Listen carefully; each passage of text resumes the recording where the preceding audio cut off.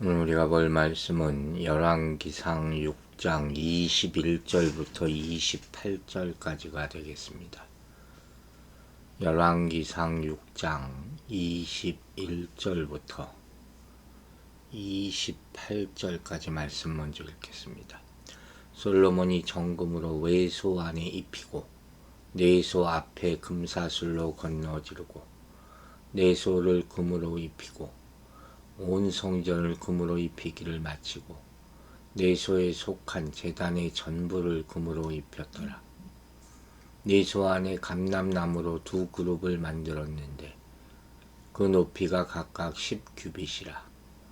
한 그룹의 이쪽 날개도 5규빗이요 저쪽 날개도 5규빗이니 이쪽 날개 끝으로부터 저쪽 날개 끝까지 10규빗이며 다른 그룹도 10규빗이니 그 두 그룹은 같은 크기와 같은 모양이요 이 그룹의 높이가 10규빗이요 저 그룹도 같았더라. 솔로몬이 내소 가운데 그룹을 두었으니 그룹들의 날개가 퍼져 있는데 이쪽 그룹의 날개는 이쪽 벽에 닿았고 저쪽 그룹의 날개는 저쪽 벽에 닿았으며 두 날개는 성전의 중앙에서 서로 닿았더라. 그가 금으로 그룹을 입혔더라. 성전의 모습이 나타나고 있습니다. 그 성전을 정말 우리가 볼 수 있으면 얼마나 감동을 받을까요? 꼭 멋있고 아름답고 그것을 떠나서 다윗의 기도와 준비 그리고 솔로몬이 하나님께서 받은 지혜로 만든 소망의 결정체 아닙니까? 그 모습이 어떤지 보겠습니다. 21절 보세요. 솔로몬이 정금으로 외소 안에 입히고 내소 앞에 금사슬로 건너지르고 내소를 금으로 입히고 그랬어요. 외소, 즉 성소의 내부도 내소, 즉 지성소와 마찬가지로 도금을 했다는 거예요. 그리고 내소 앞에 금사슬로 건너질렀다. 여기는 주로 금사슬의 기능과 용도 그리고 건너지른 상태가 구체적으로 어떠한 것인지가 궁금하죠. 이 금사슬의 경우 이게 뭔가 할 거예요. 이게 단지 장식용이었다는 견해가 있고 또 실질적인 기능, 즉 지성소의 문을 달아 거는 빗장 또는 휘장을 움직이는 장치로서의 구실을 했으리라는 그런 견해가 있어요. 그리고 이러한 견해들을 따라서 금사슬에 건너지른 상태가 다르게 설명될 수 있겠죠. 예를 들면 지성소 입구 좌우 양벽에 고정시켜서 드리웠다든지 또는 금사슬 양끝에 고리가 있어서 거기에 쇠를 가로질러 휘장을 달았다든지 하는 거죠. 어쨌든 내소 앞에 금사슬을 가로지른 상태가 성소와 지성소를 구별하게 하는 뚜렷한 표식의 하나임은 분명하죠. 그리고 지성소 입구에 가로질러 드리워진 금사슬은 이 레위기 16장에 내은 정한 규율에 따라서 그 누구도 지성소에 근접할 수 없다는 사실을 나타내는 거예요. 들어가면 죽는다는 거죠. 그런 표시까지 이렇게 해놓은 걸로 볼 수가 있다는 것입니다. 레위기에도 나타나지 않는 그 눈에 보이는 경계선이 이렇게 열왕기상을 통해서 우리가 볼 수 있다는 것이 좀 의미심장하죠. 이 킹제임스 버전을 보면 이걸 그래서 뭐라고 해석을 했냐면 이 make a partition이라고 그랬어요. 즉 금사슬로 경계를 지었다. 그것만 보면 아마 사람들은 두려워했겠죠. 또 22절 보세요. 온 성전을 금으로 입히기를 마치고 내소에 속한 제단의 전부를 금으로 입혔더라. 이 온 전이라는 것은 지성소와 성소만을 지칭할 뿐으로 보기도 합니다. 하지만 역대하 3장 4절을 보면 낭실도 도금했다는 사실을 알려주기 때문에 낭실까지도 포함하는 그런 말로 볼 수도 있겠죠. 그리고 여기 나온 내소에 속한 제단. 지금 여러분 오늘 말씀도 그 성전에 대한 그림을 보면서 보시는 것이 도움이 됩니다. 자, 이 내소에 속한 이 제단이라는 것은 지성소에 속한 단이라는 의미예요. 향단이죠, 향단. 출애굽기 30장에 나오는 향단. 근데 이 제단은 지성소 내부가 아닌 입구 앞 성소에 놓여 있었거든요. 출애굽기 30장 6절에 따르면. 성막에서의 위치가 원래 그랬단 말이에요. 근데 그것도 또한 전보를 금으로 입혔다 그랬어요. 그러니까 이렇게 성전 내부가 온통 금으로 입혔다. 대단하죠. 그러니까 이게 과연 무슨 의미를 가지고 있느냐 하는 것을 우리가 알아야 되는 거죠. 먼저 금은 빛과 순전함을 상징합니다. 따라서 하나님의 빛이시며 빛 가운데 거하신다. 그것을 우리가 느끼는 것이죠. 또 금은 불변성과 고기성을 상징하잖아요. 그래서 그렇게 사람들이 금을 다 사들여서 놓는 것 아닙니까? 변하지 않는다. 그러므로 이것은 하나님께 나아가는 성도들 또한 금과 같이 변치 않는다. 고귀하다. 그래서 이런 마음으로 살아야 되는 거예요. 절대로 변치 않는 마음. 조속간에 변하는 마음은 우리가 많잖아요.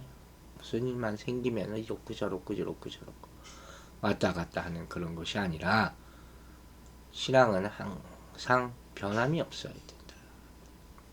또 이 금으로 장식된 성전은 새 예루살렘, 곧 영원한 하늘나라를 상징한다.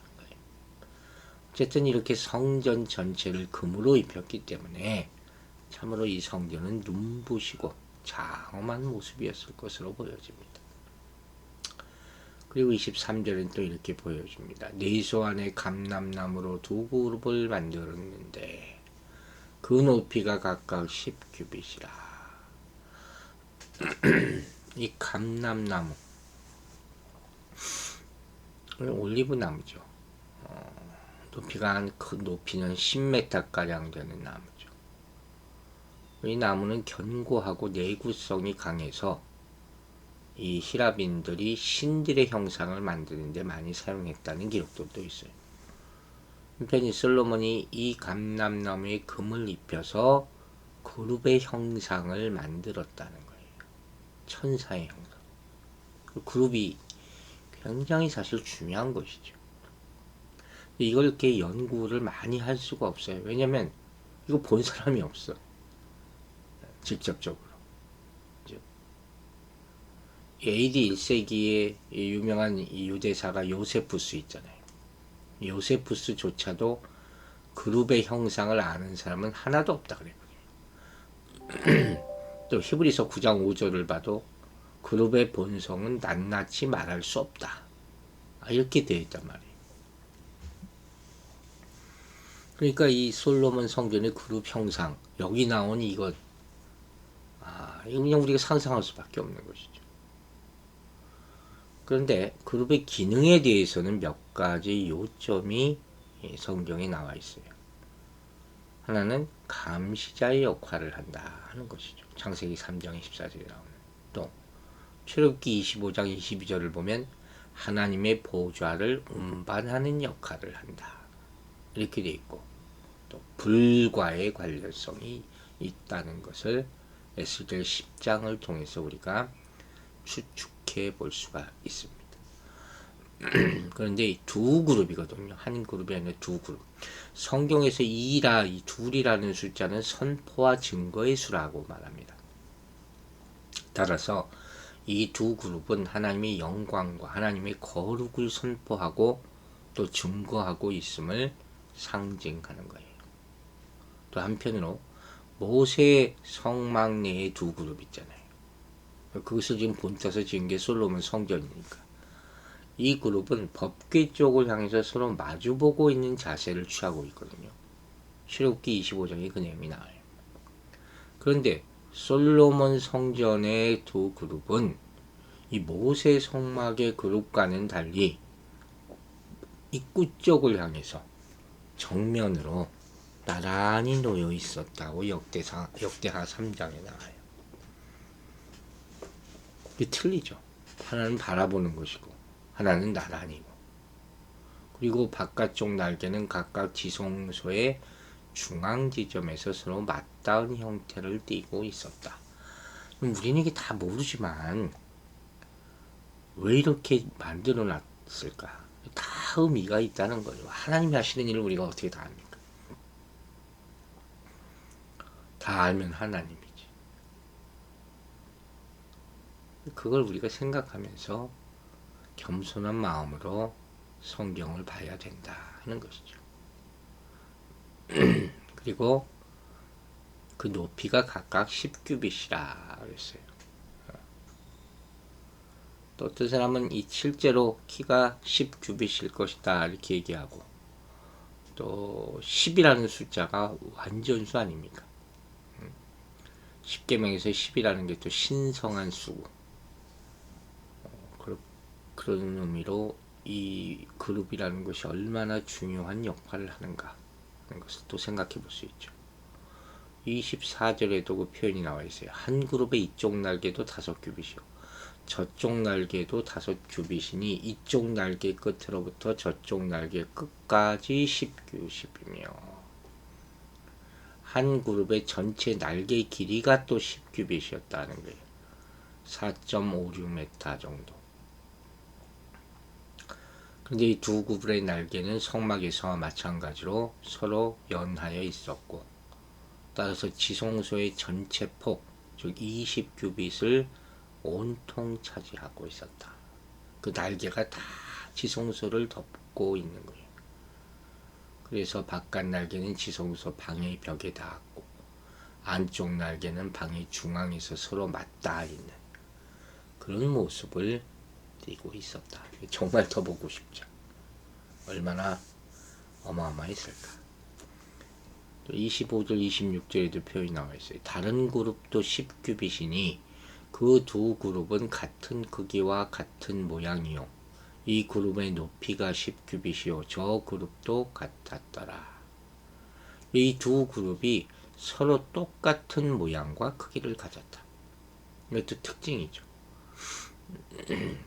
물론 솔로몬 성전에 세워진 이 그룹 형상들의 모양이 구체적으로 어떤 형태인지 우리가 계속 몰라요. 아까 말했듯이 정확한 정보를 줄 수 있는 자료가 없단 말이에요. 단지 이스라엘 주변 근동문화 연구를 통해서 많은 사람들이 추측하기는 합니다. 예를 들어서 바벨론이나 아수르 신전 입구에는 애굽의 스핑크스와 비슷한 수호상들이 서 있잖아요. 우리가 뭐 역사 기행물 같은 데서 많이 보지 않습니까? 대부분 그것들 보면 사람의 얼굴, 독수리 날개, 사자 또는 황소의 몸통 이런 걸 가지고 있거든요. 그래서 솔로몬 성전의 그룹도 이와 유사한 모양이었을 것으로 추정하는 거죠. 참고로 에스겔 환상에서 그룹이 뭘로 표현되냐면 이 사자, 소, 독수리 그리고 사람, 이게 네 생물의 형상으로 묘사되고 송아지 발바닥을 가지고 있었다. 그 에스겔 1장 5절부터 나오거든요. 그렇게 추측해 보는 것이죠. 근데 이런 추측이 잘못되면 또 엉뚱한 우상을 만들게 되겠죠. 27절 보세요. 솔로몬이 네 소 가운데 그룹을 두었으니 그룹들의 날개가 퍼져 있는데 이쪽 그룹의 날개는 이쪽 벽에 닿았고 저쪽 그룹의 날개는 저쪽 벽에 닿았으며 두 날개는 성전의 중앙에서 서로 닿았더라.